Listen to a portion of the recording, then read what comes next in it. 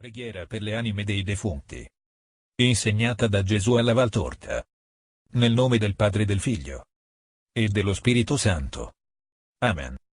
O Dio, vieni a salvarmi. Signore, vieni presto in mio aiuto. Gloria al Padre, al Figlio e allo Spirito Santo, come era in principio, ora e sempre, nei secoli dei secoli.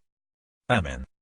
O Gesù, che con la tua gloriosa risurrezione ci hai mostrato quali saranno in eterno i figli di Dio, concedi la santa risurrezione ai nostri cari morti nella tua grazia, e a noi, nella nostra ora, per il sacrificio del tuo sangue, per le lacrime di Maria, per i meriti di tutti i santi.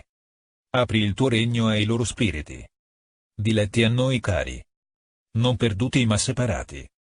Le vostre preghiere siano per noi il bacio che rimpiangiamo, e quando per i nostri suffragi sarete liberi nel beato paradiso coi santi, proteggeteci, amandoci nella perfezione, a noi uniti, per la invisibile, attiva, amorosa comunione dei santi, anticipo di quella perfetta riunione dei benedetti che ci concederà, oltre che di bearci della vista di Dio, di ritrovare voi quali vi avemmo, ma fatti sublimi dalla gloria del cielo. Amen. Nel nome del Padre e del Figlio e dello Spirito Santo. Amen.